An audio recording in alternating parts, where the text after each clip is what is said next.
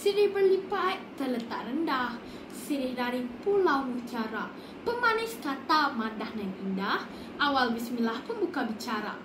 Assalamualaikum warahmatullahi wabarakatuh.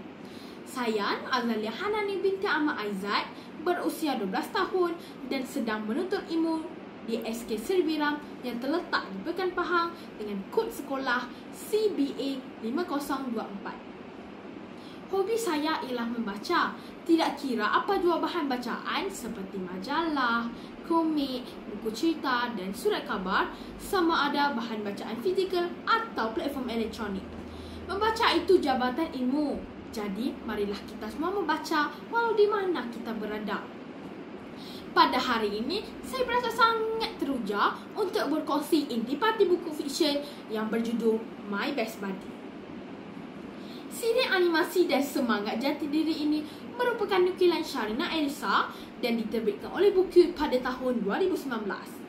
Buku yang bersaiz kecil dan mempunyai 137 halaman ini didatangkan dengan pakej buku depan, lukisan dua remaja sekolah dan haiwan kesayangan.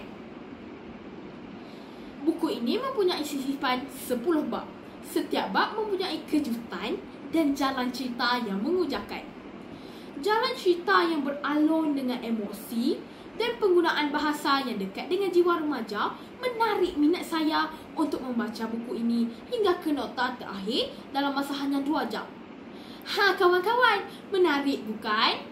Mari bersama saya kita amati dan dalami buku ini dengan lebih dekat lagi.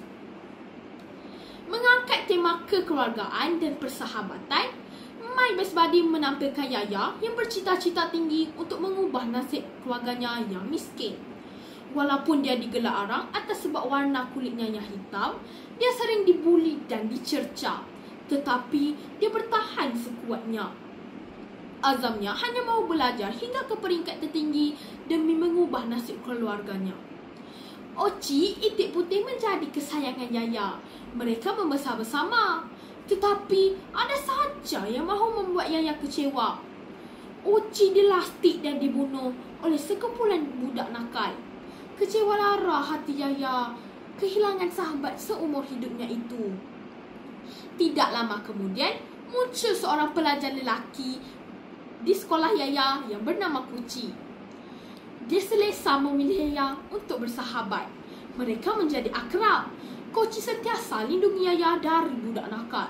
Namun, ada saja yang dengki dengan persahabatan mereka menyebabkan hubungan baik mereka berdua tergugat hinggalah kebenaran terbongkar.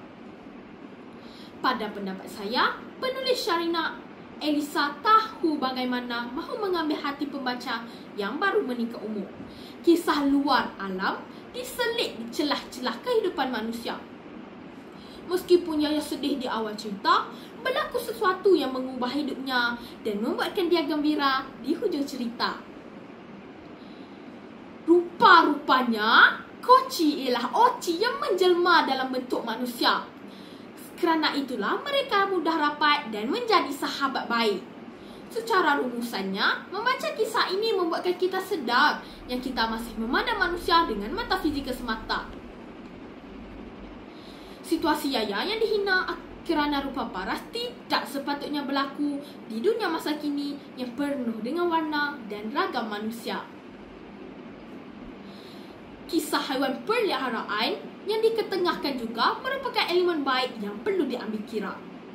Antara nilai positif yang boleh diambil dari kisah ini ialah sayangilah keluarga anda sementara mereka masih ada, fokus dengan tugas menjadi murid, sayangilah haiwan di sekeliling kita dan semestinya menjadilah sahabat yang baik. Dan dengarkanlah ini saja untukmu sahabat. Di setiap langkah perjalanan ini, dia hadir dengan senyuman yang tenangkan hati. Dalam suka dan duka sama berbagi. Dia cahaya dalam gelapnya hari. Bersama kita lalui waktu. Mengukir senyuman yang takkan pernah pudar. Sahabatku, terima kasih untuk semua ini. Ini adalah bahagian hidupku yang berharga. akhir kala, wabillahi taufiq wal hidayah. Wassalamualaikum warahmatullahi wabarakatuh. Sekian, terima kasih.